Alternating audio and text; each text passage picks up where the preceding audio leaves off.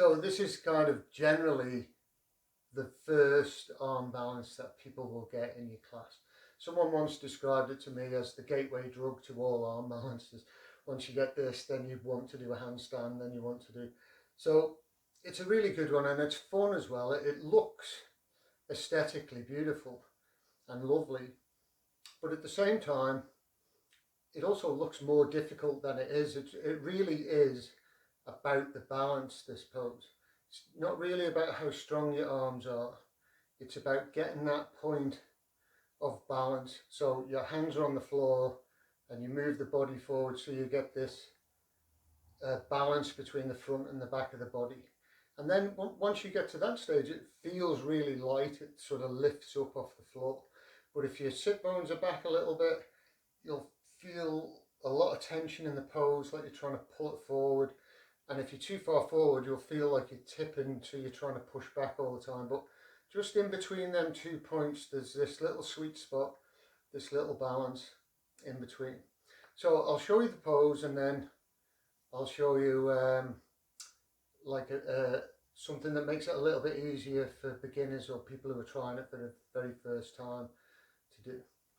Okay, so I would generally start from a kneeling position like this. If I was in teaching it in a class, generally we'd sort of get to this position and then we'd lift the knees, and then I would come into the crow from there.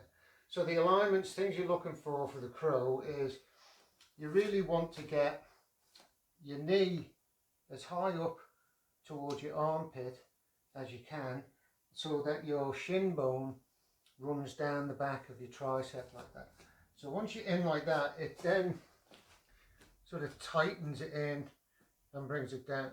So you can see I'm not letting the shoulders sag forward like that. I'm drawing the shoulders back, so it gives me something to push into the floor. So I'll show you that from the side. So I'm not letting the shoulders sag. I'm drawing the shoulders back and then pushing down. So I'm using all of these lateral muscles and intercostals. So you're tucking them in, hands are flat, spread the fingers out really wide. And what you don't want to be doing is looking down towards the floor. Keep the gaze lifted. And then as you move forward, you want to try and keep the body as flat as you can. I mean, the tailbone is going to come up, but you want to be moving forward and not down. So if you look down, you'll generally go that way. So keep the head lifted, and then just try and move as much as you can, nice and slow, in that forward direction. So knees are up by the armpits, shin bones up the back of the triceps, hands are shoulder width apart, fingers are spread, head is lifted. Now I'm going to move forward, and I feel the weight of my knees go into the back of my elbows. So this is where your fingers are finding your balance. So keep moving forward, and you'll get to a point where you can take one foot up off the floor, and then you can take the other foot off the floor.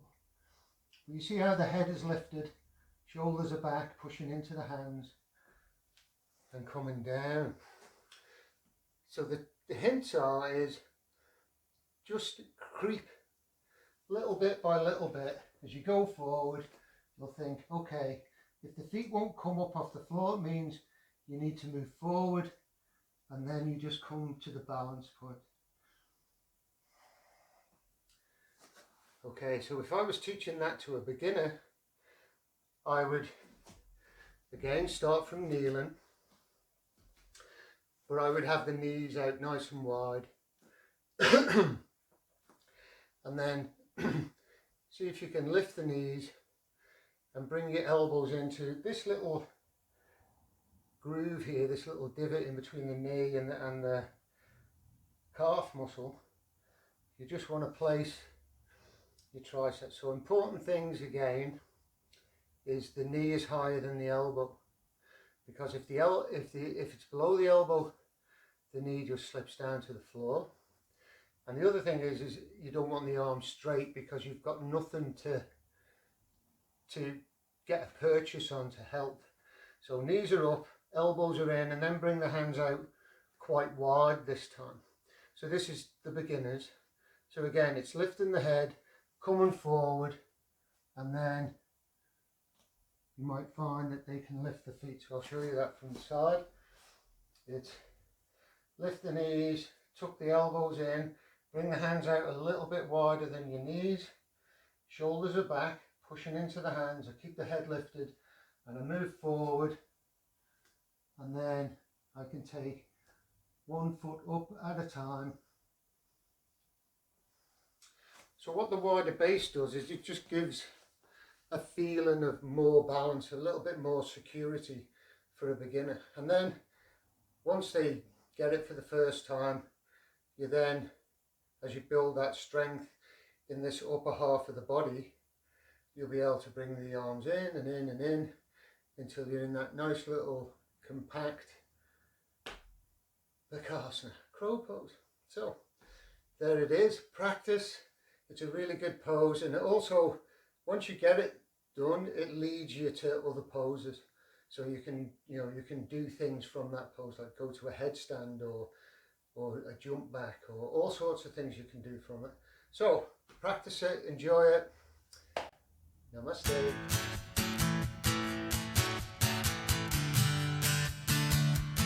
Okay. Keep smiling.